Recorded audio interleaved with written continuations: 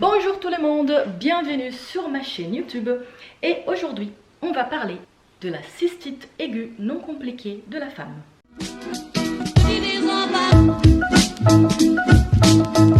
Bon, déjà pour commencer, si vous n'êtes pas abonné à ma chaîne, je ne sais pas quoi vous dire. Là, franchement, déception. C'est ça. Donc commencez déjà par ça, appuyez la petite clochette pour être informé à chaque fois qu'il y a de nouvelles vidéos sur la chaîne. Et laissez déjà votre pouce pour montrer que vous avez bien aimé cette vidéo. Même si vous n'avez pas encore vu jusqu'à la fin, c'est sûr que vous allez aimer parce que bon, bien sûr, c'est ma vidéo. Bon, là vous allez me dire, mais Fernanda, franchement, cystite, c'est tellement simple. Ouais, on connaît tous. Ah bon? Vous êtes sûr?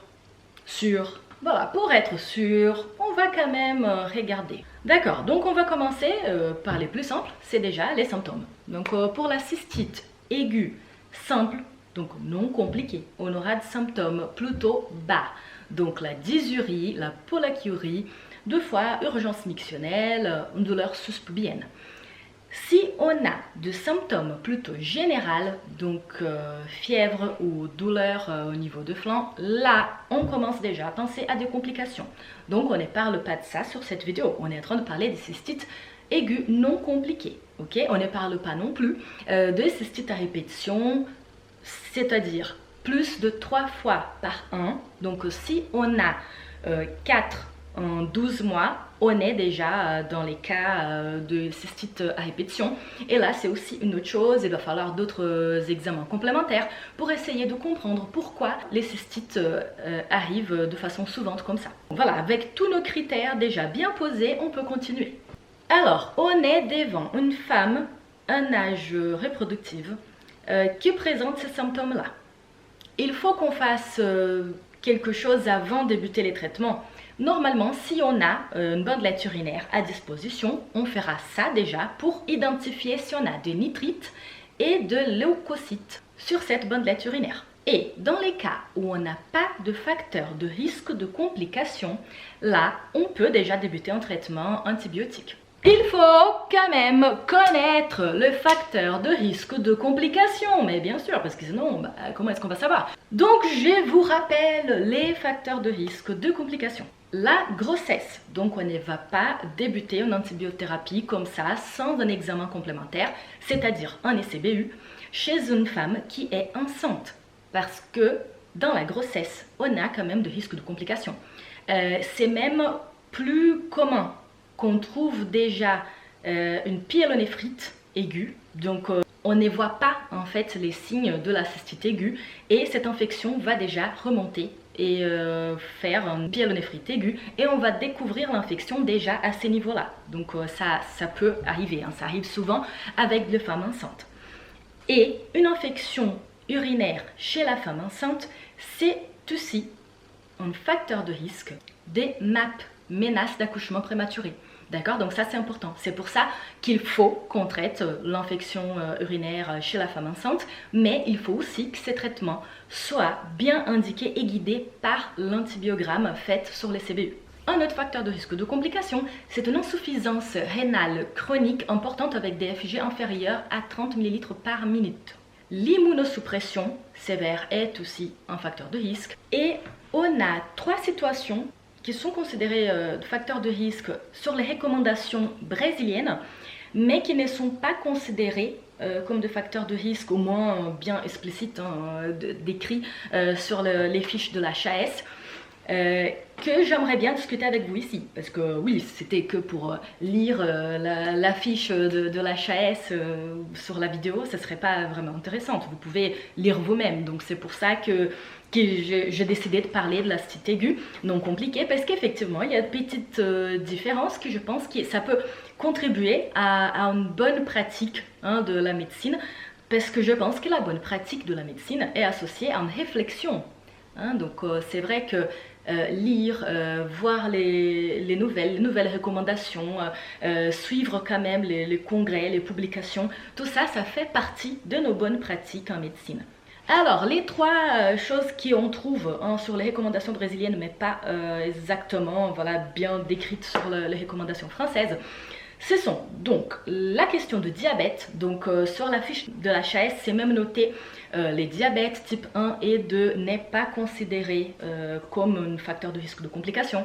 Et les diabètes tout simple n'est pas non plus considéré comme facteur de risque de complications au Brésil. Mais les diabètes maltraités, donc avec un mauvais contrôle, là, il est quand même considéré comme un facteur de risque de complications. On sait que sur un diabète non traité, on a plus de risque d'infection.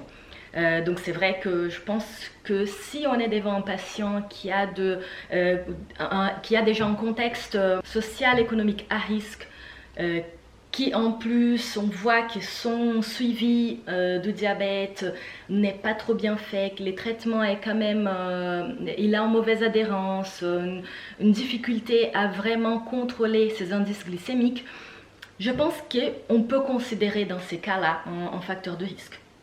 C'est mon avis. Ça ne fait pas partie de recommandations, mais voilà. C'est ma chaîne, je donne mon avis. Deuxième chose, les maladies rénales. Donc c'est vrai que c'est considéré sur la fiche d'HAS seulement l'insuffisance rénale chronique, avec les DFG inférieurs à 30 ml par minute, mais pas les maladies rénales, par exemple rein unique ou néphrolithiase à répétition. C'est vrai que bon, j'aurais tendance quand même à penser à cette situation comme de facteur de risque de complications. Mais voilà, c'est aussi mon opinion. Et troisième chose qui est considérée dans les recommandations brésiliennes, c'est l'hospitalisation récente ou une utilisation récente d'antibiotiques. Quand on parle de récente, c'est dans le sens jusqu'à il y a 3 semaines. Et pourquoi on considère l'hospitalisation récente ou l'utilisation récente d'antibiotiques? Parce que ça peut créer un risque de bactéries multirésistantes. Tout ça exposé, on continue. Donc, voilà, on a vu que la femme, elle a ces symptômes d'une cystite aiguë non compliquée. Elle n'a pas de facteur de risque de complication. On a la bandelette urinaire qui est positive, donc on va débuter un traitement antibiotique probabiliste. Mais quel traitement? Traitement de première intention, phosphomycine trimétamol. Et ça, c'est un traitement en prise unique. Là, désolé, je vais utiliser mon portable parce que je ne veux pas dire de nom commercial sur la vidéo, donc c'est pour ça. Donc le traitement de deuxième intention, c'est pivmécylinam, 400 mg 2 fois par jour pendant 3 jours. Donc la fiche de la HAS note bien que les autres antibiotiques ne sont pas indiqués, ok? Et qu'il faut aussi voir si les symptômes disparaissent ou pas. Parce que si on voit que les symptômes ne disparaissent pas ou s'aggravent dans 3 jours, ou s'il y a une récidive en moins de 2 semaines, on va considérer comme échec du traitement et là, il va falloir faire un SCBU. D'accord, donc on a parlé de la femme qui présente la symptomatologie et qui n'a pas de facteur de risque de complication.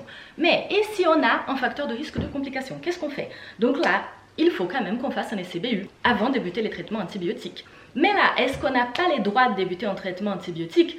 On peut, si on voit qu'effectivement on ne peut pas attendre. Il y a des symptômes vraiment contraignants, voilà, une douleur importante, une dysurie importante. Donc là, on peut traiter. Et seulement pour bien préciser, les CBU, il est considéré positif si la leucocyturie est supérieure à 10 puissance 4 et la bactériurie est supérieure à 10 puissance 3 pour l'Escherichia coli et Staphylococcus saprophyticus et une bactériurie supérieure à 10 puissance 4 pour les autres bactéries.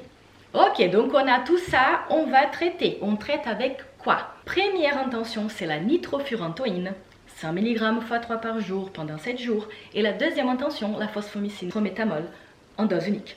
Je vous rappelle que cet antibiotique-là sera adapté en fonction du résultat de l'ECBU, de l'antibiogramme.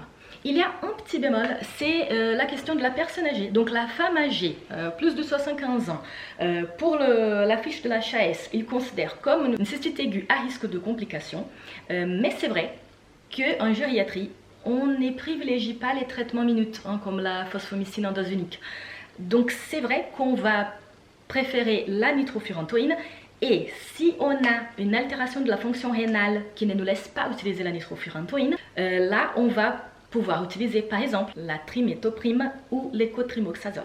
Dernière chose, c'est de toujours penser aussi chez la femme de n'importe quel âge, hein, avec les symptômes plutôt bas, à de vaginose. On va avoir des symptômes de trait urinaire bas, on va avoir de l'eau sur la bandelette urinaire. On n'a pas forcément de perte vaginale, bon, normalement oui, mais bon, il faut quand même penser quand on a des symptômes. Donc, on traite cette cystite aiguë non compliquée, sans facteur de risque, donc sans SCBU, et qu'elle récidive, il faut quand même qu'on y pense. Est-ce qu'il y a une vaginose associée, ou que ce soit l'origine, hein, des symptômes? Mais il faut quand même qu'on considère ça chez la femme. J'ai décidé quand même de ne pas parler de l'infection masculine sur cette vidéo parce que c'est tout un autre monde, hein, à discuter. Je pensais que la vidéo allait être trop longue ou même mélanger les informations, donc je me suis dit non, on fait que pour la femme. Et si vous avez l'intérêt que je fasse aussi la vidéo par rapport aux infections urinaires de l'homme, donc écrivez dans les commentaires ici en bas et comme ça je peux préparer une vidéo comme ça. J'espère que cette vidéo vous a plu, partagez-la et je vous attends d'ici 2 semaines avec une nouvelle vidéo. À la prochaine!